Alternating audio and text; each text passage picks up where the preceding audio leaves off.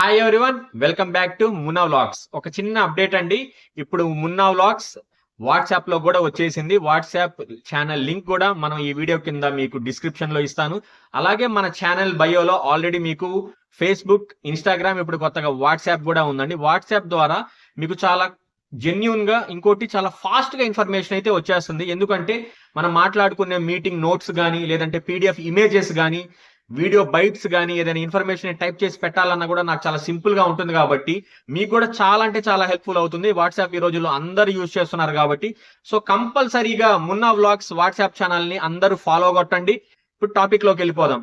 ఆంధ్రప్రదేశ్ లో government employees చాలా నిరాశ నిస్పృహలతో అయితే ఉన్నారు. దానికి రీజన్ కూడా లేకపోలేదు. ఎందుకంటే గవర్నమెంట్ వచ్చి 2 ఏళ్ళైనా కూడా జస్ట్ ఒక్క డిఏనే వచ్చింది.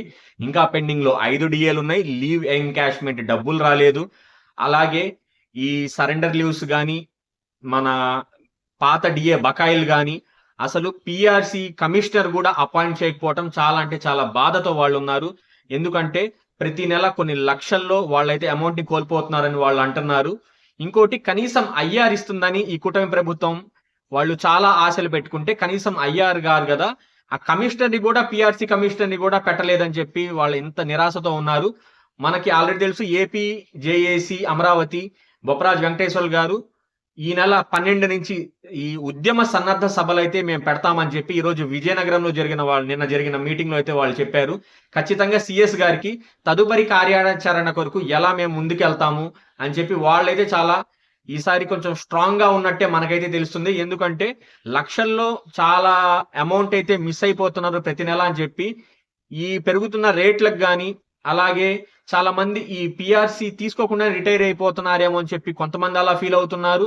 సో ఇంత ఇన్ఫ్లేషన్ లో కూడాను గవర్నమెంట్ ఎంప్లాయీస్ కి మేలు చేయటం లేదు. కొన్ని థౌజండ్స్ ఆఫ్ క్రోర్స్ ఈ లీవ్ ఎన్కాష్మెంట్ మన సరెండర్ లీవ్స్ లోనే ఉన్నాయని చెప్పి వాళ్ళు బాధపడుతున్నారు. జస్ట్ పోలీస్ డిపార్ట్మెంట్ కి ఒక 2 ఫేస్ ఇచ్చారు. మిగతా గవర్నమెంట్ ఏ ఎంప్లాయీస్ కూడాను సరెండర్ లీవ్స్ డబ్బులు అయితే ఇంకా క్రెడిట్ కాలేదు. దానివల్ల కొన్ని పాత బకాయిలు, డిఏ బకాయిలు అనుకోనియండి, ఈ లేటెస్ట్ 5 డిఏల పెండింగ్ అనుకోనియండి, లేదంటే పిఆర్సి కమిషనర్ అపాయింట్ చేయకపోవటం కానివ్వండి. ఎప్పుడో 2023లో పిఆర్సి రావాల్సి ఉంటే అప్పటి గవర్నమెంట్ పిఆర్సి కమిషనర్ ని అపాయింట్ చేసింది. ఎప్పుడైతే ఈ కూటమి ప్రభుత్వం వచ్చిన తర్వాత ఆ కమిషనర్ గారు తను రిజైన్ చేసి వెళ్ళిపోయారు. దాని తర్వాత అసలు పిఆర్సి గురించి పట్టించుకునే నాదులే లేదని చెప్పి ఇప్పుడున్న గవర్నమెంట్ లో ఈ ఎంప్లాయీస్ అంతా మాట్లాడుకుంటున్నారండి. ఇదైతే నిజమే, దాంట్లో ఎటువంటి అబద్ధం అయితే లేదు. అంటే ప్రభుత్వం ఈ సంక్షేమ పథకాలతో పాటు గవర్నమెంట్స్ అవన్నీ చూసుకున్నా కూడా ఖచ్చితంగా గవర్నమెంట్ ఎంప్లాయీస్ యొక్క వాళ్ళ వెల్ఫేర్ ని కూడా ఖచ్చితంగా చూసుకోవాలని చెప్పి అందరూ కోరుకునేదే. ఎందుకంటే గవర్నమెంట్ ఎంప్లాయీస్ అనేది ఒక సారథిగా, ఒక ఎంప్లాయీస్ కి ఇక్కడ గవర్నమెంట్ అడ్మినిస్ట్రేషన్ కి మధ్యలో ఒక బ్రిడ్జ్ లాగా వాళ్ళు ఉంటారు. కాబట్టి సో వాళ్ళ కష్ట నష్టాలు కూడా ఖచ్చితంగా చూడాలని చెప్పి మనం ఖచ్చితంగా అనుకోవాలి.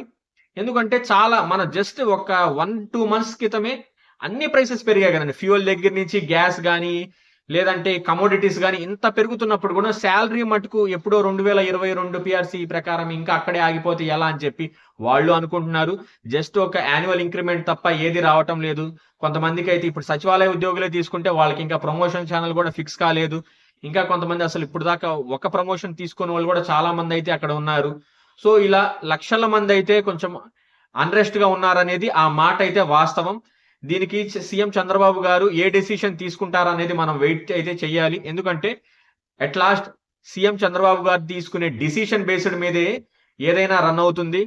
సో ఈ సన్నద్ధ సభలు కానీ ఉద్యమ కార్యాచరణ దాకా వెళ్తుందా, లేదా గవర్నమెంట్ ఏమైనా పిలిచి చర్చలకి ఏదైనా పాజిటివ్ నోట్లో ఏమైనా తీసుకుంటారా అనేది మనం ఇప్పుడు వెయిట్ చేయాల్సిందే. ఇప్పటికైతే ఈ జేఏసీ చెప్తుంది ఏంటంటే 12వ తారీఖు నుంచి ప్రతి జిల్లాలో ఖచ్చితంగా ఒక ఉద్యమ సన్నద్ధ సభ ఎలా చేయాలి, నెక్స్ట్ ప్లాన్ ఆఫ్ యాక్షన్ ఏం చేయాలి. ఎందుకంటే ఒక 15 రోజుల ముందు ప్రియర్ నోటీస్ అందరూ ఇవ్వాలి. కాబట్టి సిఎస్ గారి దగ్గర నుంచి ఈ లాస్ట్ మీటింగ్ లో చెప్పింది ఏంటంటే ఎమ్మెల్యేస్ కి, మంత్రులకి రిప్రజెంటేషన్ ఇవ్వాలి. అలాగే ఆర్డీఓ పరిధిలో ఉన్న వాళ్ళందరికీ కూడాను లెటర్స్ ఇవ్వాలని చెప్పి అయితే బొప్పరాజు వెంకటేశ్వర గారు అయితే చెప్పారు.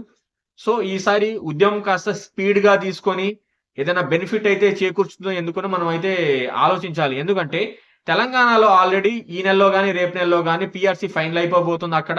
సో పక్క స్టేట్స్ తో పోల్చుకుంటే అక్కడ డిఏలు కానీ అది కొంచెం వాళ్ళు బెనిఫిటల్ గా ఉన్నప్పుడు ఖచ్చితంగా మన పక్క తెలుగు రాష్ట్రమైన ఆంధ్రప్రదేశ్ లో కూడాను ఖచ్చితంగా వాళ్ళు ఒక పాజిటివ్ నోట్ తో ఈ గవర్నమెంట్ కోసం వెయిట్ చేస్తారు.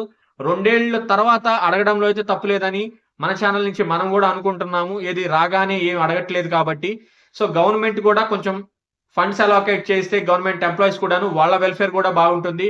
ఎందుకంటే at the end of the day government employee కూడా ఒక సగటు పౌరుడే కాబట్టి అతను అన్ని రకాల ఈ కమోడిటీస్ సెక్యూర్ దగ్గర నుంచి, ఎందుకంటే వాళ్ళకి యాడెడ్ బెనిఫిట్స్ ఉండవు కాబట్టి, స్కీమ్స్ అవి రావు కాబట్టి, సో ప్రతి పెన్ని వాళ్ళ జేబులో నుంచి వాళ్ళు ఖర్చు పెడుతూ ప్రతిదీ వాళ్ళు చేయాలి కాబట్టి, అలాగే ఎక్కడ ఇన్కమ్ ట్యాక్స్ ని వాళ్ళు దాటి ఉండరు కాబట్టి ఖచ్చితంగా ఇన్కమ్ ట్యాక్స్ పే చేసుకుంటూ అన్ని రకాల గవర్నమెంట్ కి అనుగుణంగా గవర్నమెంట్ చెప్పే ప్రతి పని నిబద్ధతతో చేస్తున్నప్పుడు వాళ్ళు ఖచ్చితంగా ఇలాంటి వాళ్ళకి రావాల్సిన టైమ్లీ మానిటరీ బెనిఫిట్స్ తీసుకోవటంలో ఎటువంటి తప్పు లేదని నేనైతే అనుకుంటున్నాను.